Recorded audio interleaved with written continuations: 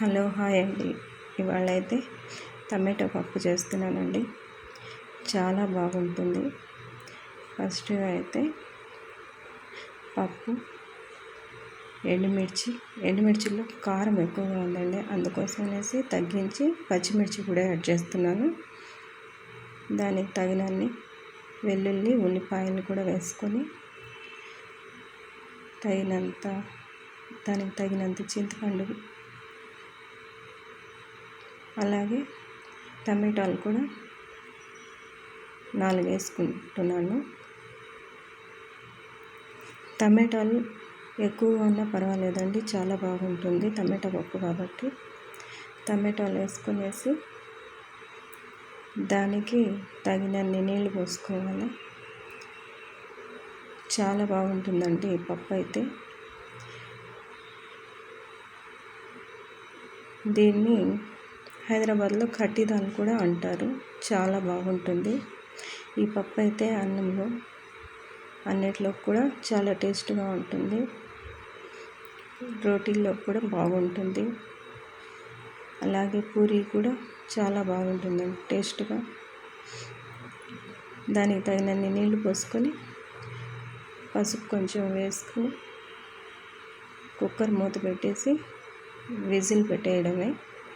Whistle పెట్టేసిన తర్వాత 4-5 whistles వచ్చేంత వరకు పప్పు బాగా ఉడికించుకోవాలండి.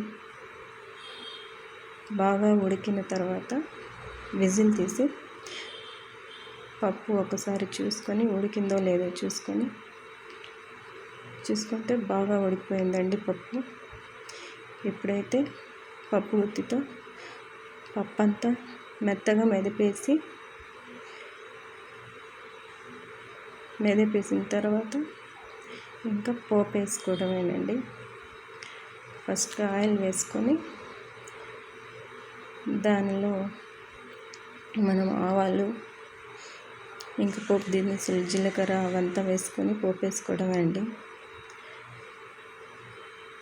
ఆవాలు, జీలకర్ర, వెల్లుల్లన్నా వేసుకోవచ్చు, ఉల్లిపాయలన్నా వేసుకోవచ్చు అండి. నేనైతే ఉల్లిపాయలు అయితే వేస్తున్నాను.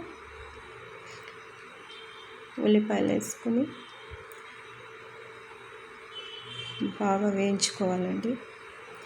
బాగా వేయించుకున్న తర్వాత కరింపాకు, మీకు ఇష్టం ఉంటే ఇంగువ కూడా యాడ్ చేసుకోవచ్చు. దాంట్లో బాగుంటుందండి టేస్ట్గా పోపులోకి. నేనైతే ఇంగువ అయితే వేస్తానండి పప్పులో. ఇంగు వేసుకొని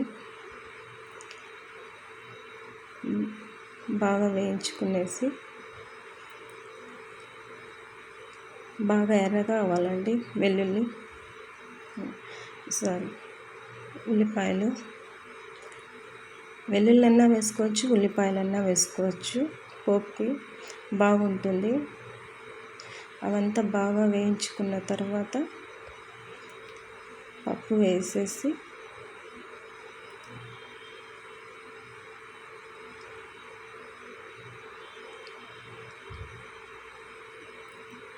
బాగా ఎర్రగా వేయించుకున్న తర్వాత ఇంకా పప్పు కలిపేసి దించేసుకోవడమేనండి. ఇంకా దాంట్లో సాల్ట్ ఏమన్నా తక్కువగా అయితే చూసుకొని లాస్ట్లో కలిపేసుకొని ఇలా చేసుకుంటే పప్పు రెడీ అయిపోతుంది. చాలా బాగుంటుంది. ఒకసారి ట్రై చేయండి. నచ్చితే లైక్ చేయండి, షేర్ చేయండి, సబ్స్క్రైబ్